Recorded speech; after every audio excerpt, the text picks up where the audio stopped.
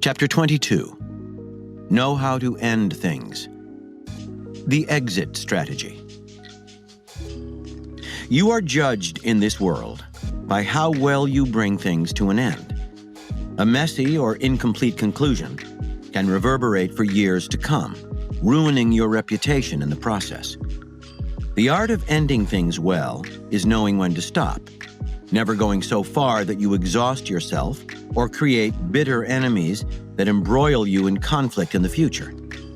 It also entails ending on the right note, with energy and flair. It is not a question of simply winning the war, but the way you win it, the way your victory sets you up for the next round. The height of strategic wisdom is to avoid all conflicts and entanglements from which there are no realistic exits. No exit.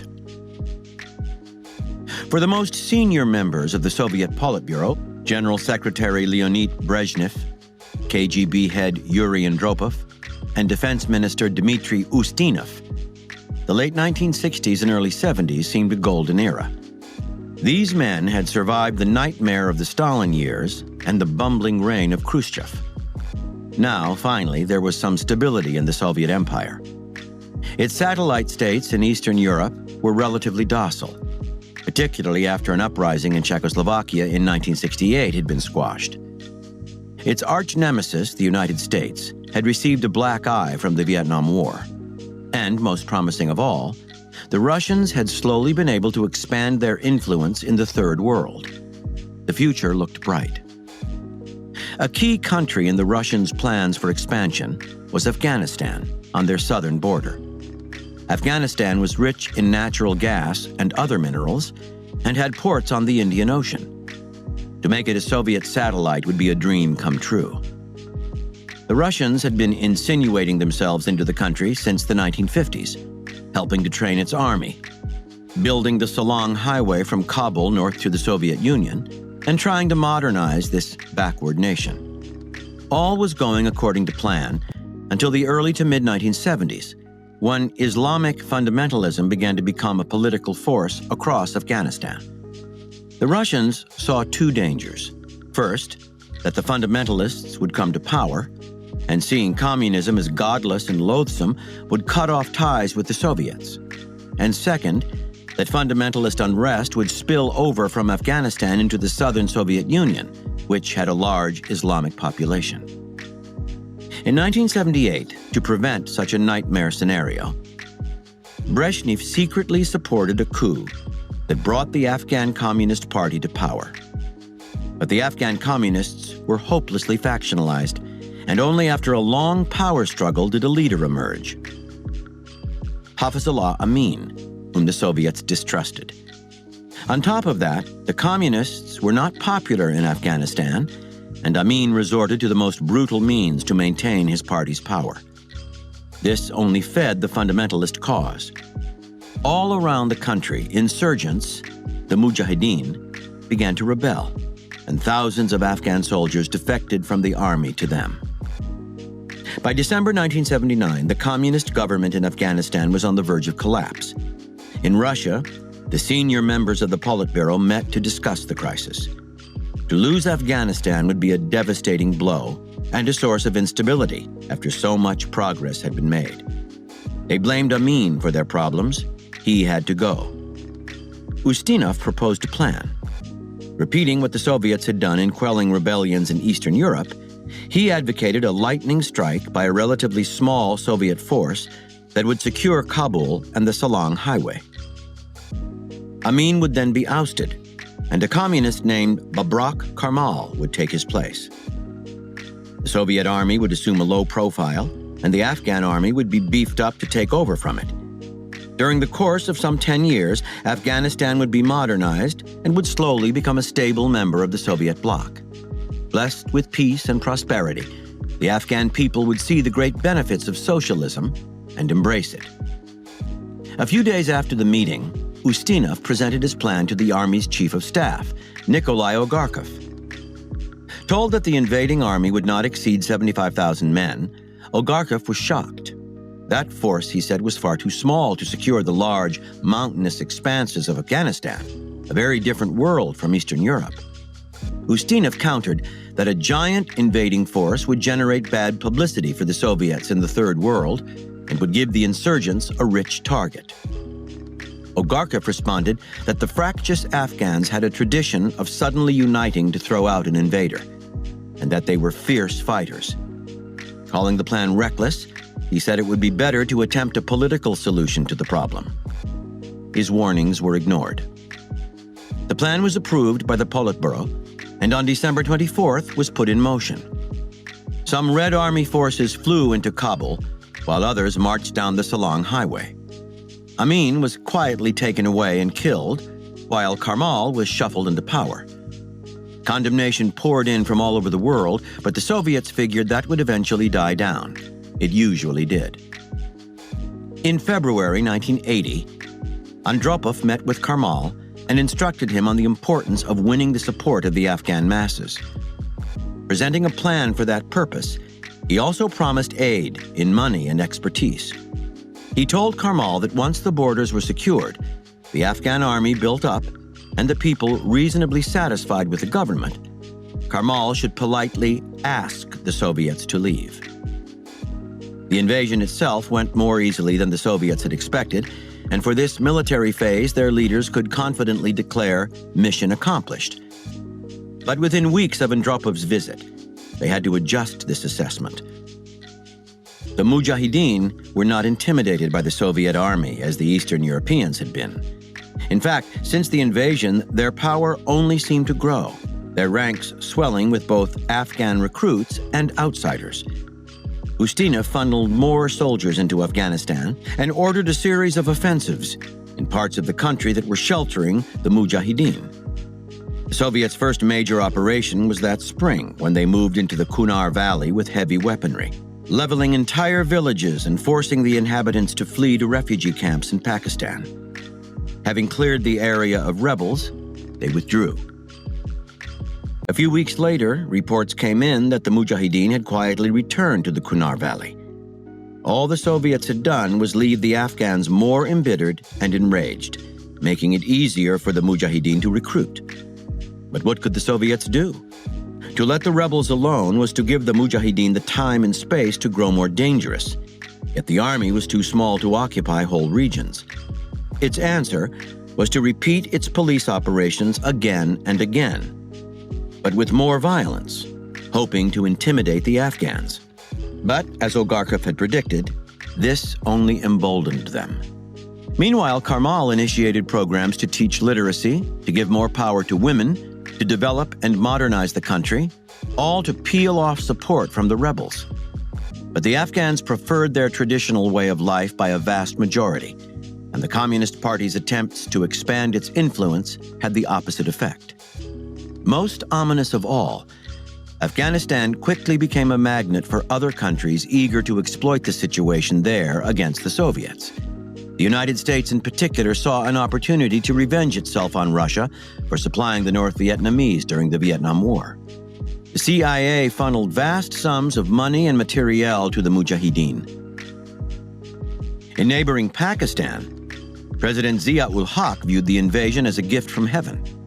Having come to power a few years earlier in a military coup, and having recently earned worldwide condemnation by executing his prime minister, Zia saw a way to gain favor with both the United States and the Arab nations by allowing Pakistan to serve as a base for the Mujahideen. The Egyptian President Anwar Sadat, who had recently signed a controversial peace treaty with Israel, likewise saw a golden opportunity to shore up his Islamic support by sending aid to fellow Muslims.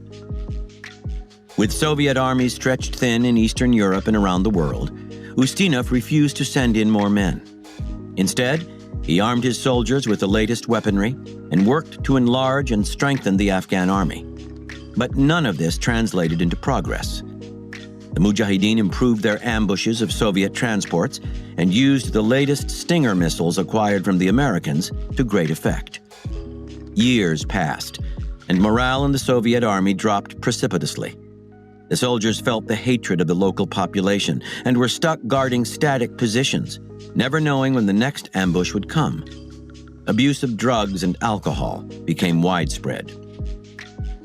As the costs of the war rose, the Russian public began to turn against it. But the Soviet leaders could not afford to pull out.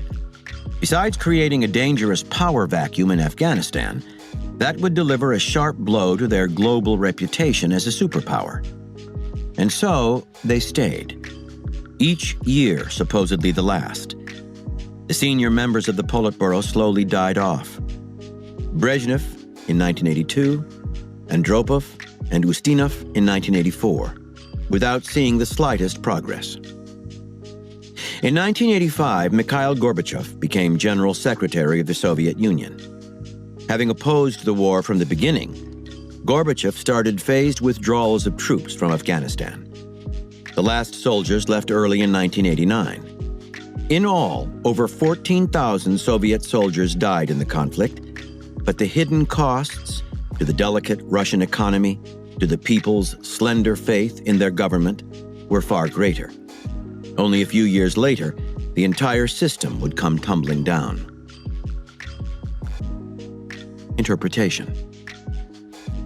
The great German general Erwin Rommel once made a distinction between a gamble and a risk. Both cases involved an action with only a chance of success, a chance that is heightened by acting with boldness. The difference is that with a risk, if you lose, you can recover. Your reputation will suffer no long-term damage, your resources will not be depleted, and you can return to your original position with acceptable losses. With a gamble, on the other hand, defeat can lead to a slew of problems that are likely to spiral out of control. With a gamble, there tend to be too many variables to complicate the picture down the road if things go wrong. The problem goes further. If you encounter difficulties in a gamble, it becomes harder to pull out. You realize that the stakes are too high. You cannot afford to lose. So you try harder to rescue the situation, often making it worse and sinking deeper into a hole that you cannot get out of. People are drawn into gambles by their emotions. They see only the glittering prospects if they win and ignore the ominous consequences if they lose. Taking risks is essential. Gambling is foolhardy. It can be years before you recover from a gamble, if you recover at all. The invasion of Afghanistan was a classic gamble. The Soviets were drawn in by the irresistible lure of possessing a client state in the region. Dazzled by that prospect, they ignored the reality. The Mujahideen and outside powers had too much at stake to ever allow the Soviets to leave behind a secure Afghanistan. There were too many variables beyond their control. The actions of the United States and Pakistan, the mountainous border areas impossible to seal off, and more. An occupying army in Afghanistan involved a double bind. The larger the military presence, the more it would be hated. And the more it was hated, the larger it would have to be to protect itself. And so on indefinitely. Yet the Soviets took their gamble and made their mess. Now, too late, they realized that the stakes had been raised. To pull out, to lose, would be a devastating blow to their prestige. It would mean the expansion of American interests and a cancerous insurgency on their border. Since they should never have invaded in the first place, they had no rational exit strategy. The best they could do would be to cut their losses and run. But that is nearly impossible with a gamble, for gambling is governed by emotions. And once the emotions are engaged, it is difficult to retreat. The worst way to end anything, a war, a conflict, a relationship, is slowly and painfully. The costs of such an ending run deep. Loss of self-confidence, unconscious avoidance of conflict the next time around, the bitterness and animosity left breeding. It is all an absurd waste of time. Before entering any action, you must calculate in precise terms your exit strategy. How exactly will the engagement end, and where will it leave you? If the answers to those questions seem vague and full of speculation, if success seems all too alluring and failure somewhat dangerous, you are more than likely taking a gamble. Your emotions are leading you into a situation that could end up a quagmire. Before that happens, catch yourself. And if you do find you have made this mistake, you have only two rational solutions. Either end the conflict as quickly as you can with a strong, violent blow aimed to win, accepting the costs and knowing they are better than a slow and painful death, or cut your losses and quit without delay. Never let pride or concern for your reputation pull you farther into the morass. Both will suffer far greater blows by your persistence. Short-term defeat is better than long-term disaster. Wisdom is knowing when to end.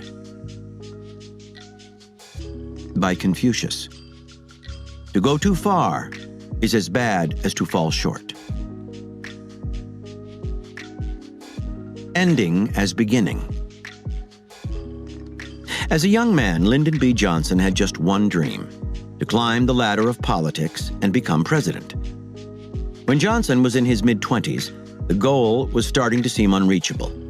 A job as the secretary of a Texas congressman had allowed him to meet and make an impression on President Franklin D. Roosevelt, who had named him the Texas Director of the National Youth Administration, a post promising excellent political connections. But Texas voters were extremely loyal, often returning congressmen to their seats for decades or until they died. Johnson urgently wanted a seat in Congress. If he did not get one soon enough, he would be too old to climb the ladder, and he burned with ambition. On February 22, 1937, out of the blue, the chance of a lifetime opened up. The Texas Congressman James Buchanan suddenly died. The seat he left empty, that of Texas's 10th district, was a rare opportunity, and the state's eligible political heavyweights immediately threw their hats in the ring. The many contenders included Sam Stone, a popular county judge, Shelton Polk, an ambitious young Austin attorney, and C.N. Avery, Buchanan's former campaign manager, the favorite to win. Avery had the support of Tom Miller, mayor of Austin, the 10th district's only large city. With Miller's backing, he could count on almost enough votes to win the election. Johnson was faced with a terrible predicament. If he entered the race, the odds would be absurdly against him. He was young, only 28, and in the district he was unknown and poorly connected. A bad loss would damage his reputation and set him far back on the road to his long-term goal. If he chose not to run, on the other hand, he might wait 10 years for another chance. With all this in mind, he threw caution to the winds and entered the race. Johnson's first step was to call to his side the dozens of young men and women whom he had helped or hired over the years. His campaign strategy was simple. He would separate himself from the other contenders by presenting himself as Roosevelt's staunchest supporter. A vote for Johnson was a vote for the president, the popular architect of the New Deal. And since Johnson could not compete in Austin, he decided to aim his army of volunteers at the countryside, the sparsely populated hill country. This was the district's poorest area, a place where candidates rarely ventured. Johnson wanted to meet every last farmer and sharecropper, shake every possible hand, win the votes of people who had never voted before. It was the strategy of a desperate man who recognized that this was his best and only chance for victory. One of Johnson's most loyal followers was Carroll Keach, who would serve as his chauffeur. Together, the two men drove every square mile of the hill country, tracing every dirt path and cow trail. Spotting some out-of-the-way farmhouse, Johnson would get out of the car, walk to the door, introduce himself to the startled inhabitants, listen patiently to their problems, then leave with a hearty handshake and a gentle plea for their vote. Convening meetings in dusty towns consisting mainly of a church and a gas station, he would deliver his speech, then mingle with the audience and spend at least a few minutes with everyone present. He had an incredible memory for faces and names. If he happened to meet the same person twice, he could recall everything he or she had said the first time around, and he often impressed strangers by knowing someone who knew them. He listened intensely and was always careful to leave people with a feeling that they would see him again, and that if he won, they would finally have someone looking out for their interests in Washington. In bars, grocery stores, and gas stations all through the Hill Country, he would talk with the locals as if he had nothing else to do. On leaving, he would make sure to buy something: candy, groceries, gasoline, a gesture they greatly appreciated. He had the gift of creating a connection. As the race ran on, Johnson went days without sleep, his voice turning hoarse, his eyes drooping. As Keach drove the length of the district, he would listen in amazement as the exhausted candidate in the car muttered to himself about the people he had just met, the impression he had made, what he could have done better. Johnson never wanted to seem desperate or patronizing. It was that last handshake and look in the eye that mattered. The polls were deceptive. They continued to show Johnson behind, but he knew he had won votes that no poll would register. And in any case, he was slowly catching up. By the last week, he had crept into third place. Now, suddenly, the other candidates took notice. The election turned nasty. Johnson was attacked for his youth, for his blind support of Roosevelt, for anything that could be dug up. Trying to win a few votes in Austin, Johnson came up against the political machine of Mayor Miller, who disliked him and did everything possible to sabotage his campaign. Undeterred, Johnson personally visited the mayor several times in that last week to broker some kind of truce. But Miller saw through his charm. His personal appeal might have won over the district's poorest voters, but the other candidates saw a different side of him. He was ruthless and capable of slinging mud. As he rose in the polls, he made more and more enemies. On Election Day, Johnson pulled off one of the greatest upsets in American political history, outdistancing his nearest rival by 3,000 votes. Exhausted by the grueling pace he had set, he was hospitalized. But the day after his victory, he was back at work. He had something extremely important to do. From his hospital bed, Johnson dictated letters to his rivals in the race. He congratulated them for running a great campaign. He also described his own victory as a fluke, a vote for Roosevelt more than for himself. Learning that Miller was visiting Washington, Johnson telegraphed his connections in the city to chaperone the mayor and treat him like royalty. As soon as Johnson left the hospital, he paid visits to his rivals and acted with almost embarrassing humility. He even befriended Polk's brother, driving him around town to run errands. A mere 18 months later, Johnson had to stand for re-election, and these one-time opponents and bitter enemies suddenly turned into the most fervent Johnson believers, donating money, even campaigning on his behalf. And Mayor Miller, the one man who had hated Johnson the most, now became his strongest supporter and remained so for years to come. Interpretation. For most of us, the conclusion of anything, a project, a campaign, an attempt at persuasion, represents a kind of wall. Our work is done, and it is time to tally our gains and losses and move on. Lyndon Johnson looked at the world much differently. An ending was not like a wall, but more like a door, leading to the next phase or battle. What mattered to him was not gaining a victory, but where it left him, how it opened onto the next round. What good would it do to win the election of 1937 if he were thrown out of office 18 months later? That would be a devastating setback to his dream of the presidency. If, after the election, he had basked in his moment of triumph, he would have sown the seeds of failure in the next election. He had made too many enemies. If they didn't run against him in 1938, they would stir up trouble while he was away in Washington. So Johnson immediately worked to win these men over, whether with charm, with meaningful gestures, or with clever appeals to their self-interest. He kept his eye on the future and on the kind of success that would keep him moving forward. Johnson used the same approach in his efforts to win over voters. Instead of trying to persuade people to support him with speeches and fancy words, he was not a good orator anyway, he focused on the feeling he left people with. He knew that persuasion is ultimately a process of the emotions. Words can sound nice, But if a politician leaves people suspecting him of being insincere, of merely plugging for votes, they will close off to him and forget him. So Johnson worked to establish an emotional connection with voters, and he would close his conversations with them with a hearty handshake and with a look in his eye, a tremor in his voice that sealed the bond between them. He left them feeling that they would see him again, and he stirred emotions that would erase any suspicion he might be insincere. The end of the conversation was in fact a kind of beginning, for it stayed in their minds and translated into votes. Understand, in any venture, your tendency to think in terms of winning or losing, success or failure, is dangerous. Your mind comes to a stop instead of looking ahead. Emotions dominate the moment. A smug elation in winning, dejection and bitterness in losing. What you need is a more fluid and strategic outlook on life. Nothing ever really ends.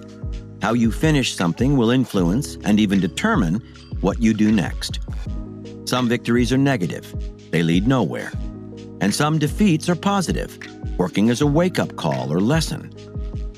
This fluid kind of thinking will force you to put more strategic emphasis on the quality and mood of the ending. It will make you look at your opponents and decide whether you might do better to be generous to them at the end, taking a step back and transforming them into allies, playing on the emotions of the moment.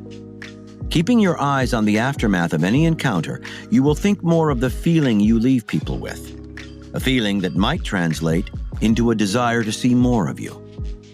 By understanding that any victory or defeat is temporary, and that what matters is what you do with them, you will find it easier to keep yourself balanced during the thousands of battles that life entails. The only real ending is death. Everything else is a transition. From Hagakure, the Book of the Samurai, by Yamamoto Tsunetomo. As Yasuda Ukyo said about offering up the last wine cup, only the end of things is important. One's whole life should be like this. When guests are leaving, the mood of being reluctant to say farewell is essential. Keys to warfare. There are three kinds of people in the world. First, there are the dreamers and talkers, who begin their projects with a burst of enthusiasm, but this burst of energy quickly peters out as they encounter the real world and the hard work needed to bring any project to an end. They are emotional creatures who live mainly in the moment. They easily lose interest as something new grabs their attention. Their lives are littered with half-finished projects, including some that barely make it beyond a daydream. Then there are those who bring whatever they do to a conclusion, either because they have to or because they can manage the effort. But they cross the finish line with distinctly less enthusiasm and energy than they had starting out. This mars the end of the campaign. Because they are impatient to finish, the ending seems hurried and patched together, and it leaves other people feeling slightly unsatisfied. It is not memorable, does not last, has no resonance. Both of these types begin each project without a firm idea of how to end it. And as the project progresses, inevitably differing from what they had imagined it would be, they become unsure how to get out of it, and either give up or simply rush to the end. The third group comprises those who understand a primary law of power and strategy. The end of something, a project, a campaign, a conversation, has inordinate importance for people. It resonates in the mind. A war can begin with great fanfare and can bring many victories, but if it ends badly, that is all anyone remembers. Knowing the importance and the emotional resonance of the ending of anything, people of the third type understand that the issue is not simply finishing what they have started, but finishing it well, with energy, a clear head, and an eye on the afterglow, the way the event will linger in people's minds. These types invariably begin with a clear plan. When setbacks come, as setbacks will, they are able to stay patient and think rationally. They plan not just to the end, but past it, to the aftermath. These are the ones who create things that last. A meaningful peace, a memorable work of art, a long and fruitful career. The reason it is hard to end things well is simple. Endings inspire overpowering emotions. At the end of a bitter conflict, we have a deep desire for peace and impatience for the truce. If the conflict is bringing us victory, we often succumb to delusions of grandeur, or are swept by greed and grab for more than we need. If the conflict has been nasty, anger moves us to finish with a violent, punitive strike. If we lose, we are left with a burning desire for revenge. Emotions like these can ruin all of our prior good work. There is, in fact, nothing harder in the realm of strategy than keeping our head on straight all the way to the end and past the end. Yet nothing is more necessary.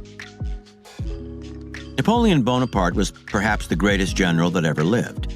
His strategies were marvels of combined flexibility and detail, and he planned all the way to the end.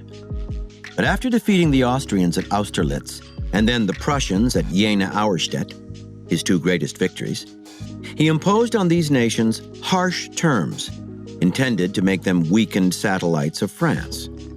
Accordingly, in the years after the treaties, both countries harbored a powerful desire for revenge. They secretly built up their armies and waited for the day when Napoleon would be vulnerable.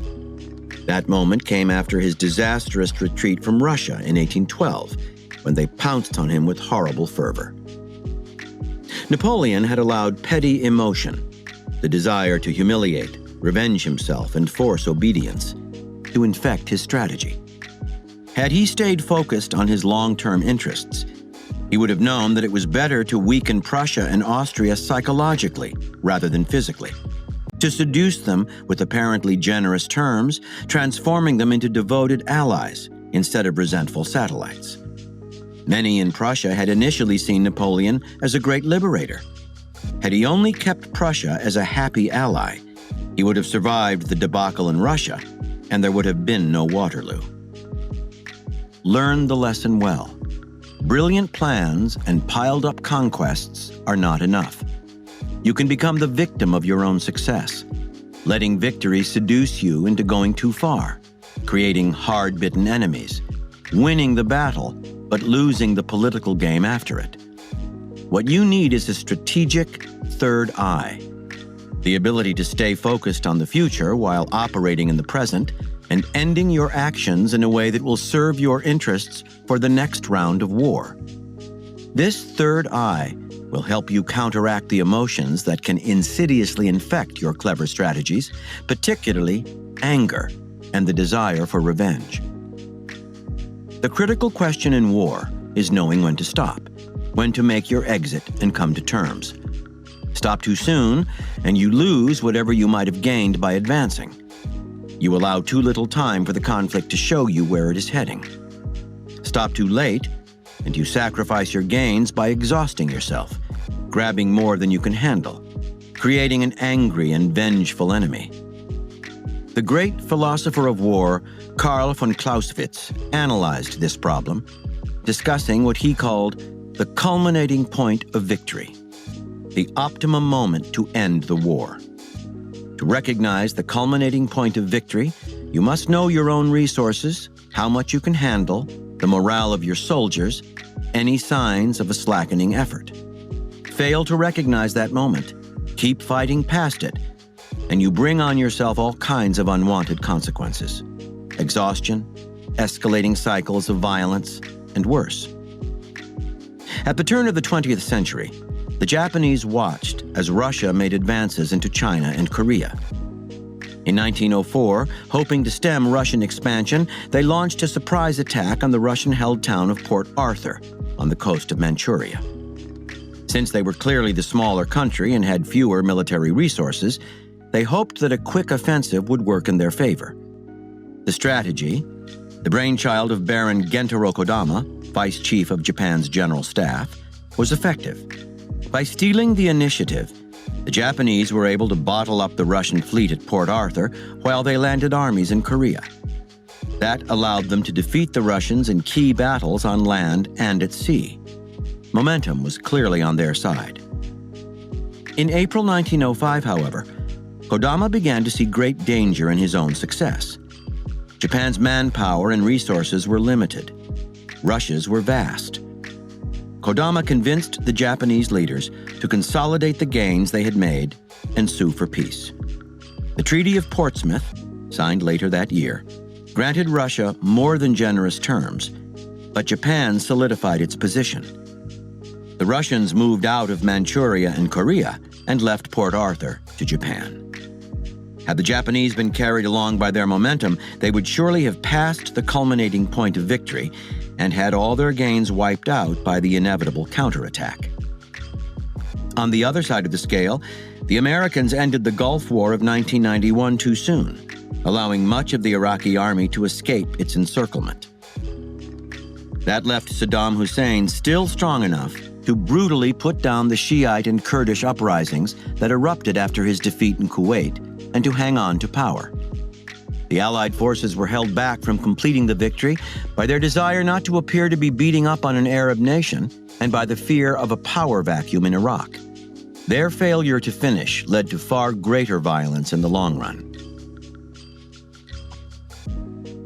Imagine that everything you do has a moment of perfection and fruition. Your goal is to end your project there, at such a peak. Succumb to tiredness, boredom, or impatience for the end, and you fall short of that peak. Greed and delusions of grandeur will make you go too far. To conclude at this moment of perfection, you must have the clearest possible sense of your goals, of what you really want. You must also command an in-depth knowledge of your resources. How far can you practicably go? This kind of awareness will give you an intuitive feel for the culminating point. Endings in purely social relationships demand a sense of the culminating point as much as those in war. A conversation or story that goes on too long always ends badly. Overstaying your welcome, boring people with your presence is the deepest failing. You should leave them wanting more of you, not less. You can accomplish this by bringing the conversation or encounter to an end a moment before the other side expects it. Leave too soon, and you may seem timid or rude. But do your departure right at the peak of enjoyment and liveliness, the culminating point, and you create a devastatingly positive afterglow. People will still be thinking of you long after you are gone. In general, it is always best to end with energy and flair on a high note. Victory and defeat are what you make of them. It is how you deal with them that matters. Since defeat is inevitable in life, you must master the art of losing well and strategically. First, think of your own mental outlook, how you absorb defeat psychologically. See it as a temporary setback, something to wake you up and teach you a lesson. And even as you lose, you end on a high note and with an edge. You are mentally prepared to go on the offensive in the next round. So often, those who have success become soft and imprudent. You must welcome defeat as a way to make yourself stronger. Second, you must see any defeat as a way to demonstrate something positive about yourself and your character to other people. This means standing tall, not showing signs of bitterness or becoming defensive.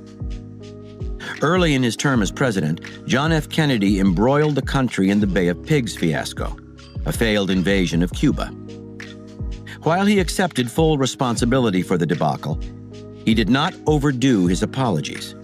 Instead, he went to work on correcting the mistake, making sure it would not happen again. He kept his composure, showing remorse, but also strength. In doing so, he won public and political support that helped him immensely in his future fights. Third, if you see that defeat is inevitable, it is often best to go down swinging. That way you end on a high note even as you lose.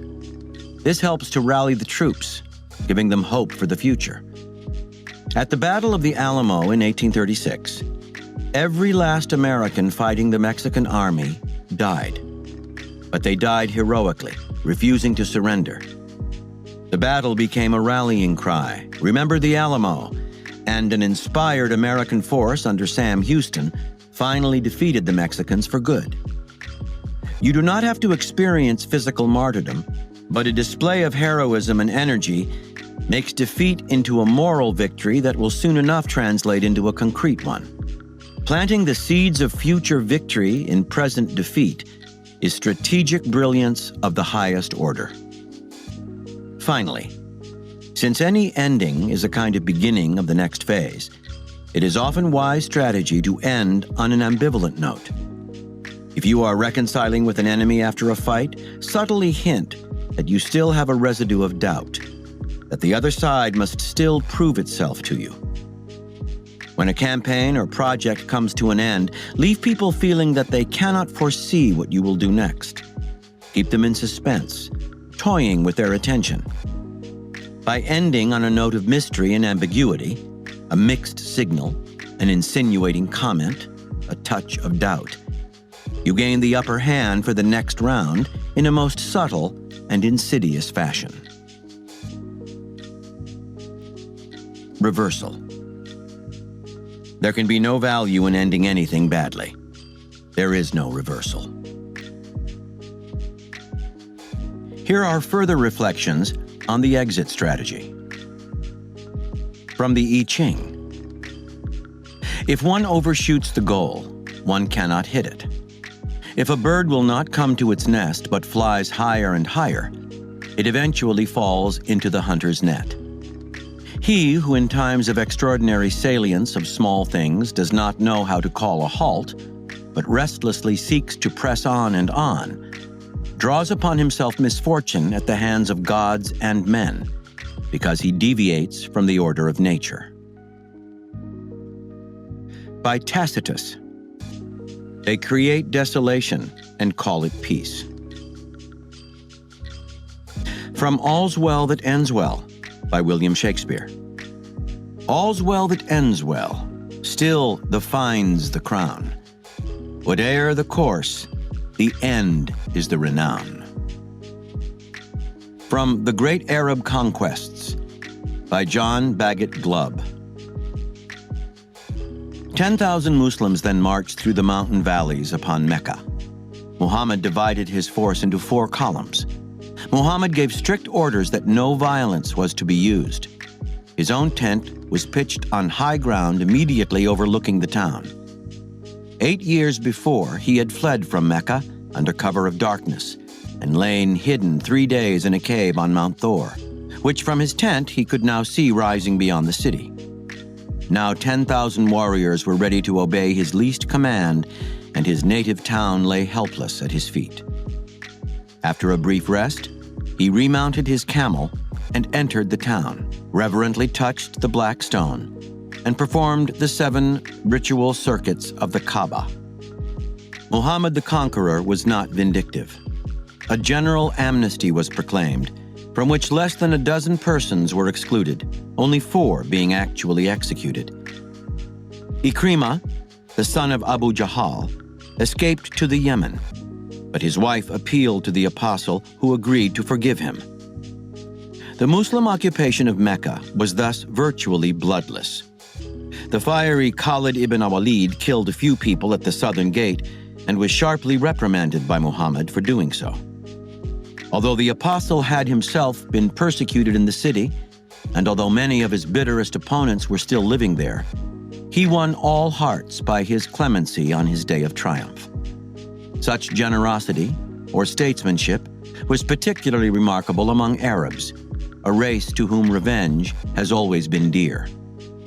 His success had been won by policy and diplomacy rather than by military action. In an age of violence and bloodshed, he had realized that ideas are more powerful than force. By Ovid.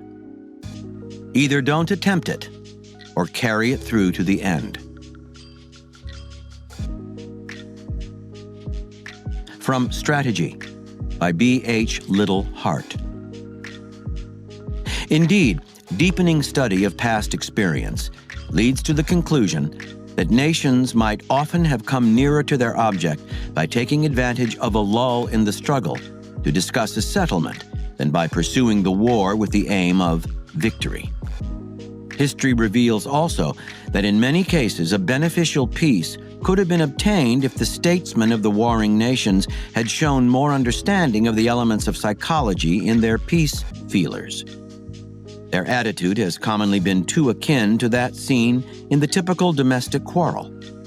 Each party is afraid to appear yielding, with the result that when one of them shows any inclination toward conciliation, this is usually expressed in language that is too stiff, while the other is apt to be slow to respond, partly from pride or obstinacy, and partly from a tendency to interpret such a gesture as a sign of weakening, when it may be a sign of returning common sense. Thus, the fateful moment passes, and conflict continues, to the common damage. Rarely does the continuation serve any good purpose where the two parties are bound to go on living under the same roof. This applies even more to modern war than to domestic conflict, since the industrialization of nations has made their fortunes inseparable. From Strategy by B.H. Littlehart. If you concentrate exclusively on victory, with no thought for the after effect, you may be too exhausted to profit by the peace, while it is almost certain that the peace will be a bad one, containing the germs of another war. This is a lesson supported by abundant experience. From On War by Karl von Clausewitz. It is even possible that the attacker, reinforced by the psychological forces peculiar to attack, will, in spite of his exhaustion, find it less difficult to go on than to stop, like a horse pulling a load uphill. We believe that this demonstrates without inconsistency how an attacker can overshoot the point at which, if he stopped and assumed the defensive, there would still be a chance of success, that is, of equilibrium. It is therefore important to calculate this point correctly when planning the campaign. An attacker may otherwise take on more than he can manage, and as it were, get into debt. A defender must be able to recognize this error if the enemy commits it and exploit it to the full.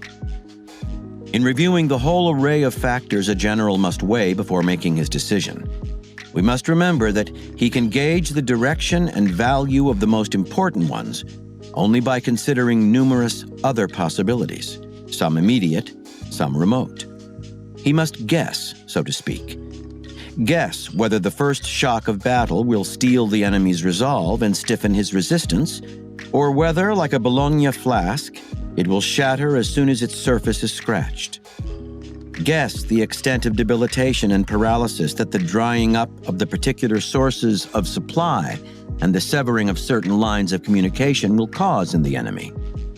Guess whether the burning pain of the injury he has been dealt will make the enemy collapse with exhaustion, or, like a wounded bull, arouse his rage.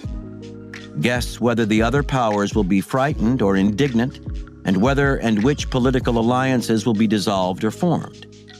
When we realize that he must hit upon all this and much more by means of his discreet judgment, as a marksman hits a target, we must admit that such an accomplishment of the human mind is no small achievement.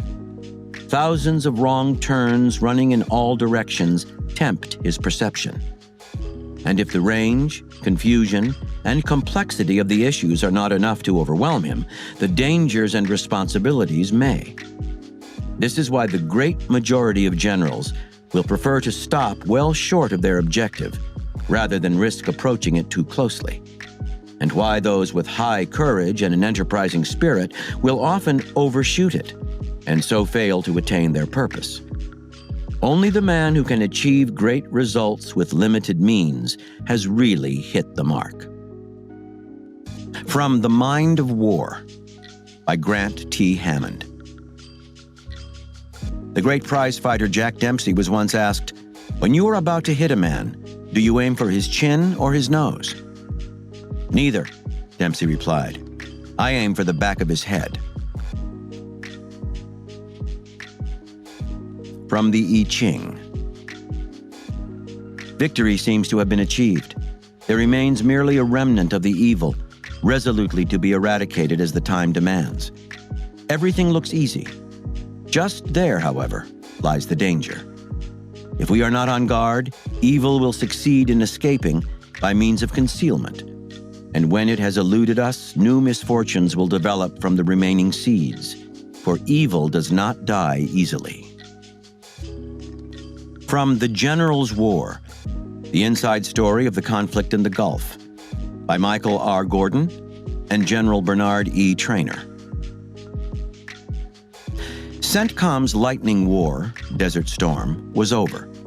It had been billed as a 100-hour blitz, but 3 years later it was still an unfinished war. Recalled Gordon Brown, the Foreign Service officer who served as Schwarzkopf's chief foreign policy advisor at CENTCOM, we never did have a plan to terminate the war. And lastly, from The Gay Science, by Friedrich Nietzsche. Knowing how to end. Masters of the first rank are recognized by the fact that in matters great and small, they know how to find an end perfectly, be it at the end of a melody or a thought, of a tragedy's fifth act or an active state. The best of the second rank always get restless toward the end and do not fall into the sea with such proud and calm balance as do, for example, the mountains at Portofino, where the Bay of Genoa finishes its melody.